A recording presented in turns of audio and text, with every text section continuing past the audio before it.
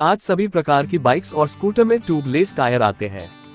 Normal tube tyre से tubeless tyres ज्यादा costly होते हैं। ट्यूबलेस टायर्स में एयर फिलिंग का बहुत ध्यान रखना होता है, नहीं तो ट्यूबलेस टायर के कारण आपकी बाइक को नुकसान भी हो सकता है। आज हम टायर फिलिंग के एक महत्वपूर्ण मुद्दे पर चर्चा करने जा रहे हैं। क्या आपने कभी सोचा है कि आपकी बाइक या स्कूटर के टायर में कौन सी गैस भरना बेहतर होती है, नाइट्रोजन या नॉर्मल एयर? यह एक आम सवाल है जिसका जवाब पता होना चाहिए। तो चलिए इस मुद्दे को अधिक विस्तार से समझते हैं। अगर आपने ऑटोजिनियर चैनल को अभी तक सब्सक्राइब नहीं किया है तो अभी कर ले, और साथ ही अपने दोस्तों के साथ भी शेयर करें जिससे कि ये जरूरी वीडियो और लोगों तक भी पहुंच जाए।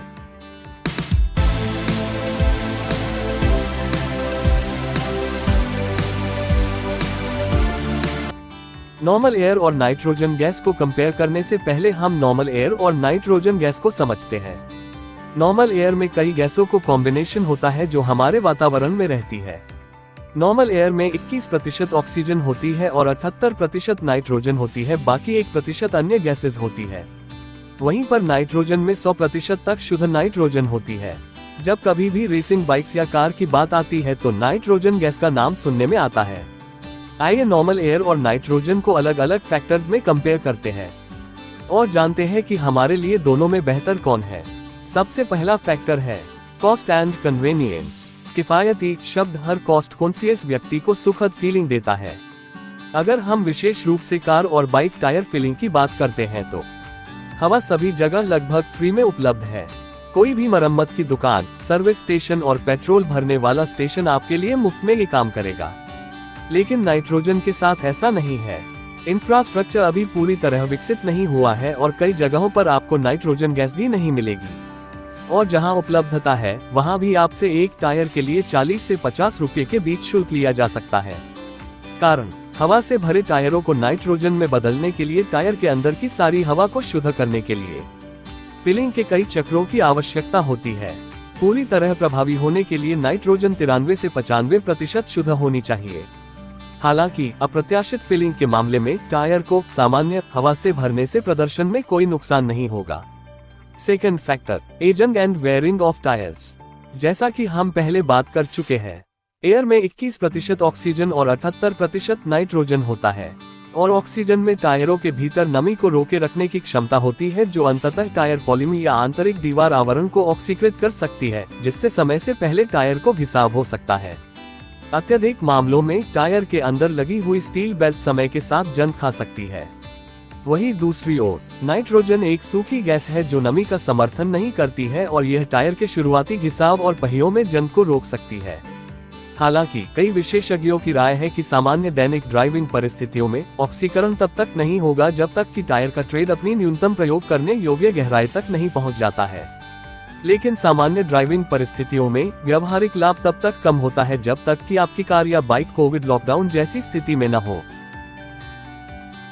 Third factor, maintenance of tyre pressure. Tyre pressure कम होने की बात जब आती है तो नाइट्रोजन गैस नॉर्मल एयर से बेहतर होती है। ऐसा इसलिए है क्योंकि नाइट्रोजन के अणु हवा की तुलना में बड़े होते हैं, जिस कारण से धीरे धीरे चलते हैं और लंबे समय तक टायर के प्रेशर को बनाए रखते हैं। वहीं पर नॉर्मल एयर के अणु छोटे होते हैं जिस कारण एयर का रिसाव तेजी के साथ होता है। लेकिन यह अंतर यह कहने के लिए पर्याप्त नहीं है कि नाइट्रोजन हवा से बेहतर है। यदि आप नियमित रूप से टायर के प्रेशर की जांच करने के इच्छुक हैं, तो आपको अंतर नजर भी नहीं आएगा। Fourth factor, tyre cooling. Dry nitrogen नमी को बरकरार नहीं रखता है और अलग अलग तापमान के कारण टायर का दबाव हवा की तुलना में सीधा और अधिक पूर्वानुमानित होता है। इसका मतलब ये भी है कि टायर विशेष रूप से रेसिंग बाइक्स या हाई परफॉर्मेंस वाले वाहनों में कूलर चलाएगा और टायर को ठंडा रखेगा, क्योंकि सड़क की पकड़ टायर के तापमान पर अत्यधिक निर्भर है। तो हाँ, रेस बाइक्स या भारी उपकरणों के टायरों की बात आने पर नाइट्रोजन का यहाँ एक फायदा है, क्योंकि अत्यधिक तापमान में उनका पूरी तरह से परीक्षण किया जाता है। Fifth factor, tyre noise. Nitrogen टायरों में हवा की तुलना में अधिक ध्वनि पैदा नहीं करता है। ये राइडिंग के समय में शांति और सुविधा प्रदान करता है।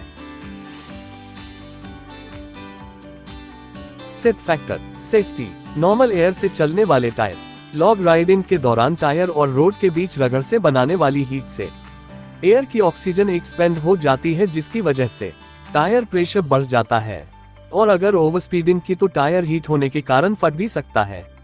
लेकिन नाइट्रोजन टायरों में गैस की सुरक्षा और होल्डिंग क्षमता के कारण टायर का प्रेशर मेंटेन रहता है और टायर फटने के चांस बिल्कुल भी नहीं होते हैं।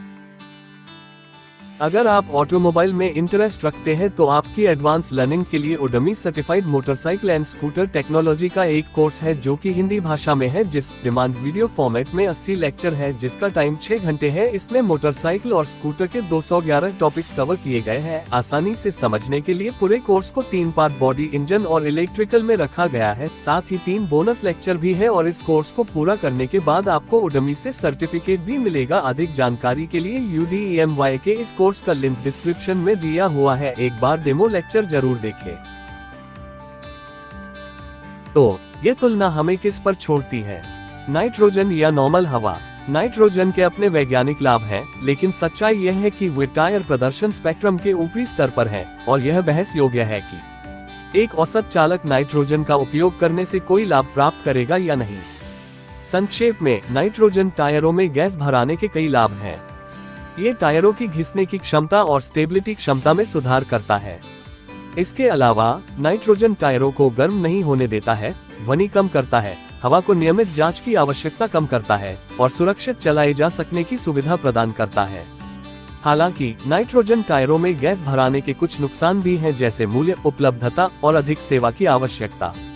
इसलिए टायर में नाइट्रोजन गैस भराने का फैसला आपकी आवश्यकताओं, बजट और उपयोग के आधार पर लेना चाहिए। इस वीडियो में हमने देखा कि नाइट्रोजन और नॉर्मल एयर टायरों में गैस भरने के लाभ और नुकसान क्या हो सकते हैं। आप अपने सुझाव कमेंट सेक्शन में दे सकते हैं।